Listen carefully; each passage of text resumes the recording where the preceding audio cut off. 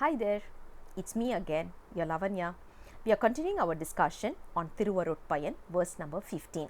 Lovely verse as usual.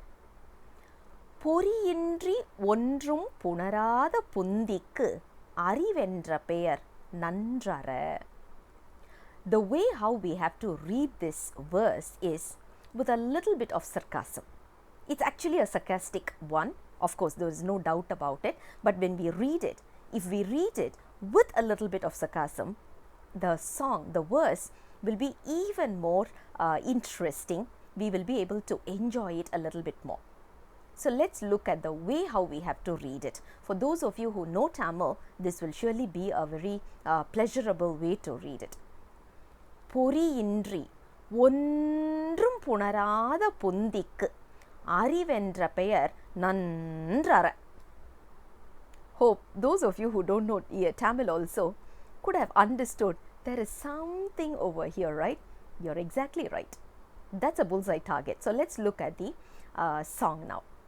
If you look at it, he's talking about, of course, the nature or the characteristics of the soul. That's what we have been discussing, and today is the fifth verse in that. So what the Guru is talking about is one characteristic of the soul.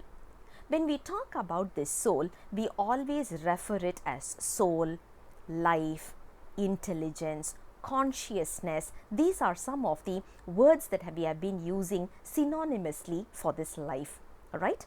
So whenever we say intelligence, now that is what our Guru is questioning. Are you sure it is really intelligence that we are talking about? So there is a sarcasm in this particular statement. The reason is he's also asking a secondary question to it.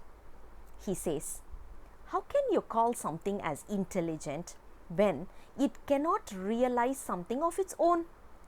You look at it, I'm seeing something with the help of my eyes. I'm taking it inwards. My mind is processing it, and then it goes to the consciousness, or rather intelligence, and then it goes to the consciousness. Then only I perceive the meaning of it. I'm smelling something.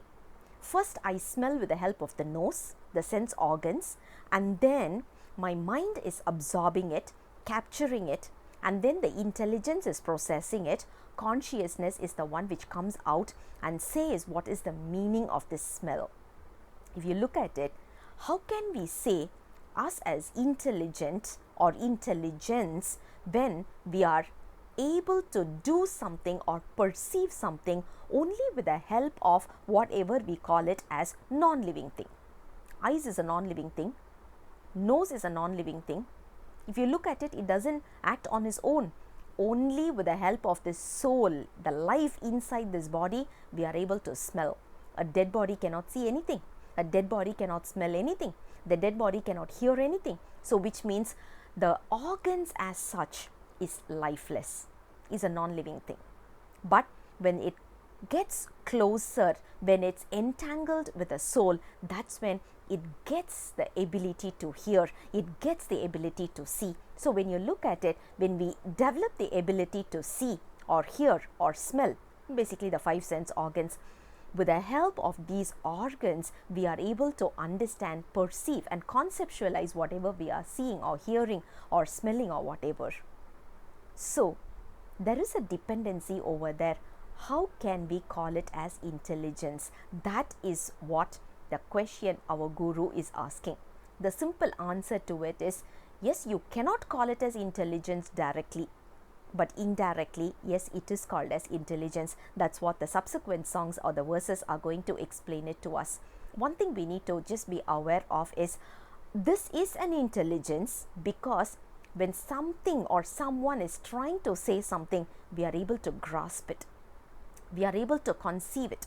So when we are able to conceive something when someone is saying, we are naturally intelligent. I'm not like a stone or a brick or a book or whatever where I'm just laying over there even hundreds and thousands of times. You just go and teach the book, it's not going to listen. It's not going to get the intelligence. You go and try to teach a stone, it's not going to get the intelligence. So compared with that, we are intelligent, but compared to the Almighty, of course, we are not intelligent. That is what the crux of today's verse is all about. I'll come back again with the next verse very soon. Until then, bye-bye.